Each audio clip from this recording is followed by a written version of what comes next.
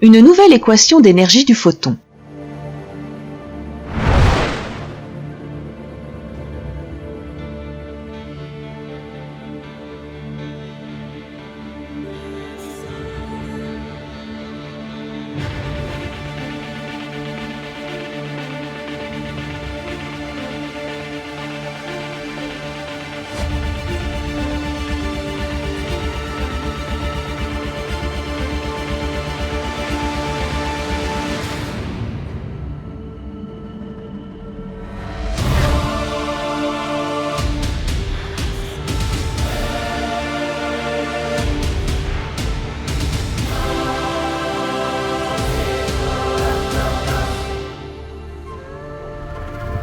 Les études des scientifiques comme Maxwell dans le domaine d'électromagnétique nous ont montré que la lumière visible n'est qu'une partie infime d'un spectre du rayonnement plus large.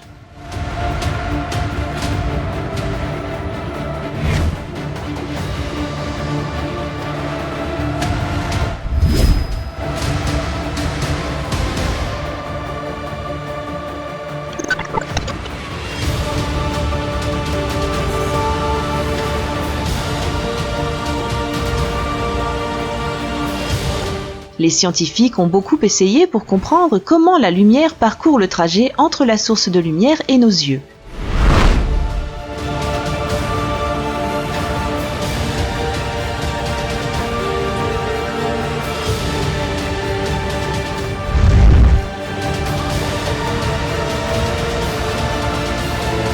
Certains scientifiques croyaient que la lumière se mouvait en forme d'onde. Certains autres pensaient que cette théorie était fausse et que la lumière se composait de particules qui se mouvaient dans l'espace.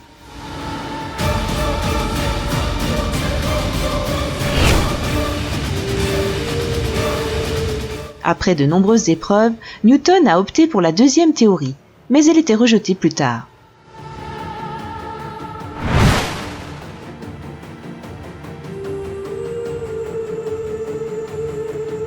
L'une des épreuves les plus célèbres pour la négation de la théorie de Newton est réalisée par Thomas Young en 1801.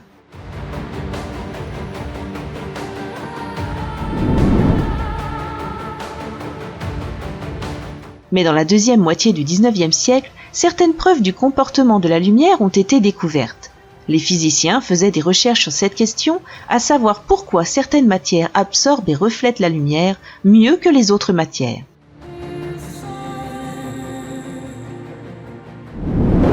En 1900, Max Planck a proposé la théorie quantique de l'énergie et a pu justifier l'un des problèmes des physiciens de cette époque.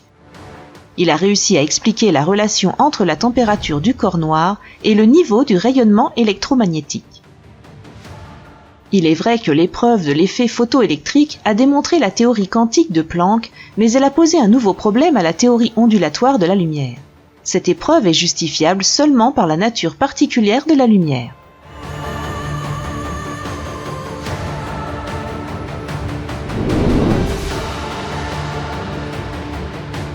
Quelques années plus tard, Einstein a proposé une justification pour l'épreuve photoélectrique. Cette justification est désignée par la dualité onde-corpusculaire de la lumière.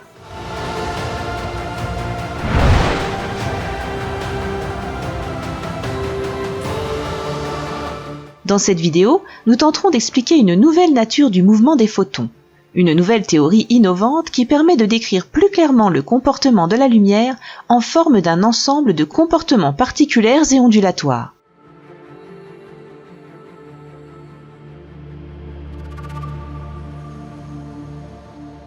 La théorie de Saleh considère le photon comme une particule de masse stable qui a un mouvement rotatif, c'est-à-dire que le photon projeté de l'électron excité, outre son mouvement linéaire en avant et à la vitesse de la lumière, tourne autour d'un axe fictif.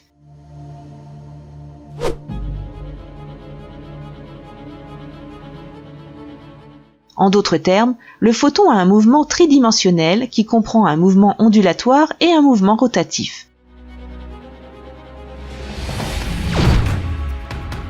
En conséquence, son énergie est le résultat de la combinaison de ces deux mouvements.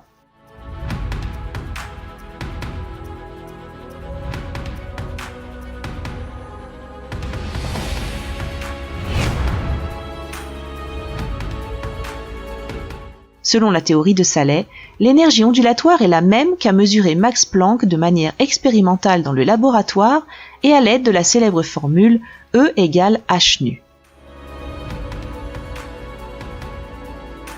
Et l'énergie rotative est la même énergie de la rotation d'une sphère autour d'un centre, c'est-à-dire 1/2 de mc carré oméga carré.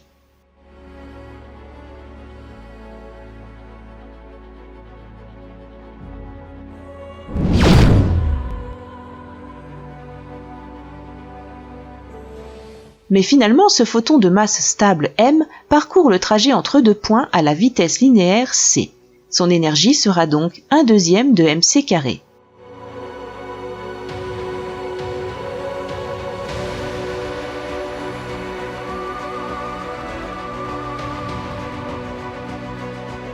En considérant les explications données pour la qualité du mouvement du photon, la formule définitive de l'énergie du photon serait ainsi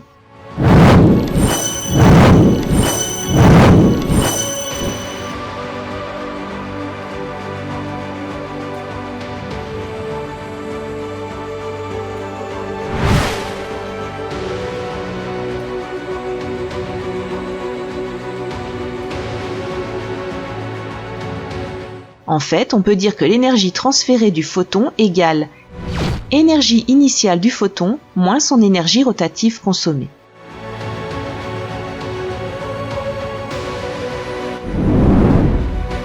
Dans cette formule, la première partie est l'énergie ondulatoire.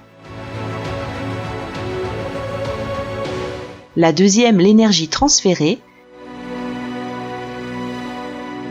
Et la troisième partie concerne l'énergie rotative à la vitesse angulaire stable.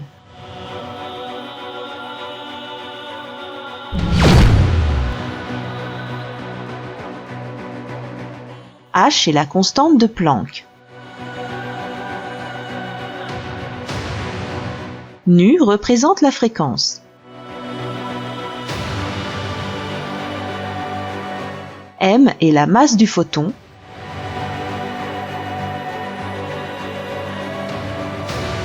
C, la vitesse linéaire du photon. R est le rayon de l'Armor.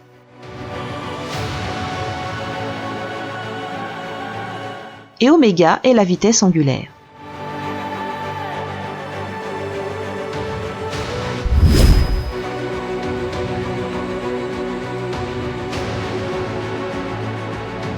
Un point remarquable et intéressant dans cette nouvelle formule proposée pour l'énergie du photon est la nature identique de ces variables.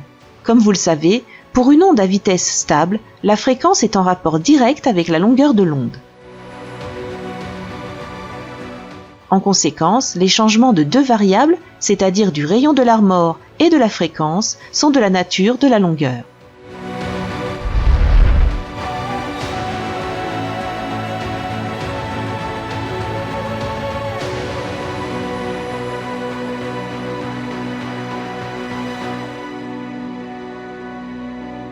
Tandis que dans l'équation h nu égale mc carré,